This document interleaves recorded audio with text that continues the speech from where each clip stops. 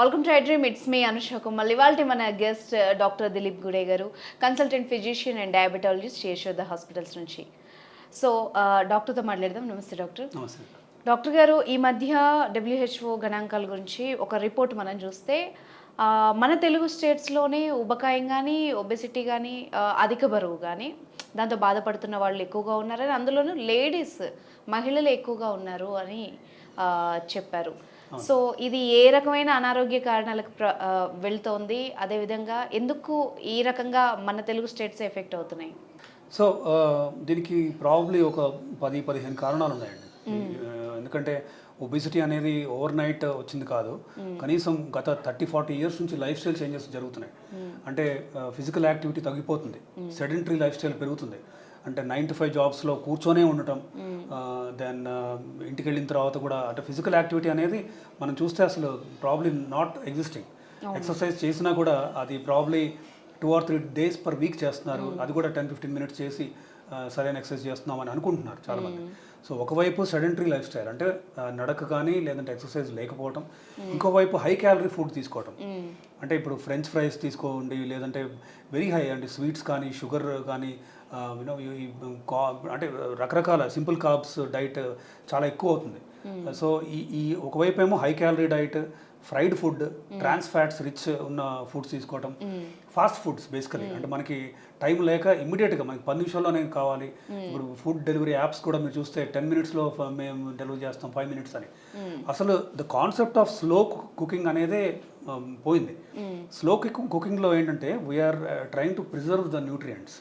Fast కుకింగ్లో ఇమీడియట్గా ఫాస్ట్గా చేసే దాంట్లో చాలా ట్రాన్స్ ఫ్యాట్స్ పెరుగుతున్నాయి. ఈ ట్రాన్స్ ఫ్యాట్స్కి హార్ట్ డిసీజ్కి డైరెక్ట్ లింక్ ఉంది. In fact there are studies that say that heart disease అంటే హార్ట్ అటాక్ వచ్చే రిస్క్ ట్రాన్స్ ఫ్యాట్స్ బాగా ఎక్కువ ఉన్న ఫుడ్స్ తీసుకుంటే ఖచ్చితంగా వస్తుంది అనేది ప్రూవ్ అయింది, వెస్టర్న్ డేటా కానీ ఇండియన్ డేటా కానీ చూస్తే. ఇకపోతే ఒబిసిటీ ఖచ్చితంగా అంటే ఒకవైపు డైట్, ఇంకోవైపు ఎక్సర్సైజ్ లేమి తో పాటు జెనెటికల్గా కూడా మనం ఎట్లా అంటే అర్బనైజేషన్ ఎక్కువ అవుతుంది. విలేజెస్లో ఉన్నవాళ్ళు కూడా they want come to cities and they want have form a livelihood here. Even విలేజెస్లో కూడా మీరు చూస్తే physical activity levels have fallen drastically. అంటే అగ్రికల్చర్లో కూడా మెషిన్స్ వాడకం చాలా ఎక్కువైపోయింది. సో ఫిజికల్ ఎగ్జర్షన్ అనేది బాగా తక్కువ అయిపోయింది. దెన్ కాంప్లెక్స్ కార్బోహైడ్రేట్ అంటే అంతకుముందు ఈ బ్రౌన్ రైస్ ఇవే తినేవాళ్ళు if you go back 30-40 years. ఇప్పుడు దాన్ని రిఫైన్డ్గా ఇంకా వైట్ రైస్ అంటే పాలిష్ చేసి హైయెస్ట్ క్వాలిటీ రైస్ తీసుకోవడం వల్ల సింపుల్ అంటే వాటి గ్లైసెమిక్ ఇండెక్స్ బాగా పెరుగుతుంది.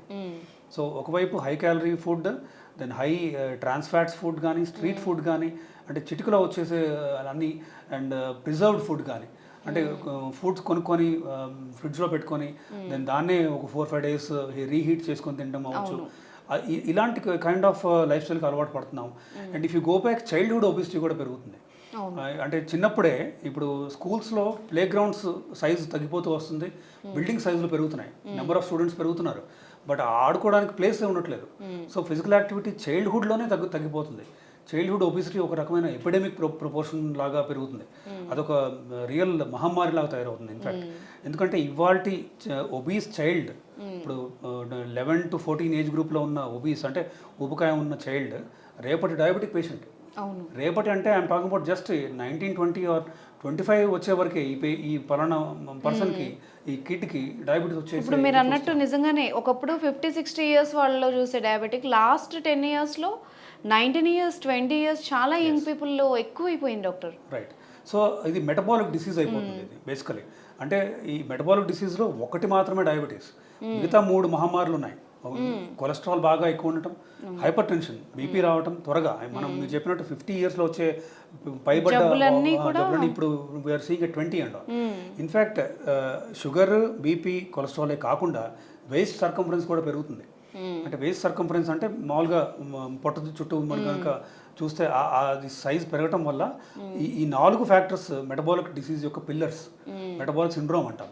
ఈ 4 పిల్లర్స్ మీద హార్ట్ డిసీజ్ స్లాబ్ అనేది ఫామ్ అవుతుంది. అంటే heart attack risk basically.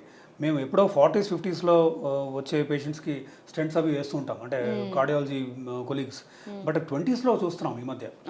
City angio కనుక చేస్తే, అంటే కొరోనరీ యాంజియోగ్రామ్ చేస్తే వాళ్ళలో 3 మేజర్ ఆర్టరీస్లో బ్లాక్స్ కనిపిస్తున్నాయి. ఓకే 30% 60% బ్లాక్ 65% దాటితే మనం స్టెంట్ వేయాల్సి వస్తుంది.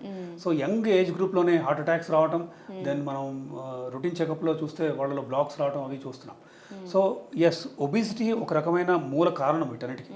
సో జెనెటికల్గా కూడా మనం ఏంటంటే కొంచెం ఒక రకమైన అంటే if you look at, if you compare ఒక 25-year-old కాకేషియన్ అంటే ఒక వైట్ పర్సన్ని, దాని ఒక ఇండియన్ సౌత్ ఇండియన్ని మీరు కనుక తీసుకుంటే, సౌత్ ఇండియన్లో అంటే వెయిట్ వైజ్ హైట్ వైజ్ ఇద్దరు సేమ్ ఫర్ ఎగ్జాంపుల్, కానీ ఈ సౌత్ ఇండియన్ పర్సన్లో heart attack risk is 3 times higher.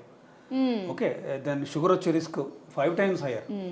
ఎందుకు అంటే సిమిలర్ హైట్ సిమిలర్ వెయిట్ ఉన్నా కూడా వీళ్ళలో విసరల్ ఫ్యాట్ ఎక్కువ ఉంటుంది, అంటే పొట్ట చుట్టూ ఇంటెస్టైన్స్ చుట్టూ ఉన్న ఫ్యాట్ ఎక్కువ ఉంటుంది, ఒమెంటల్ ఫ్యాట్ ఎక్కువ ఉంటుంది.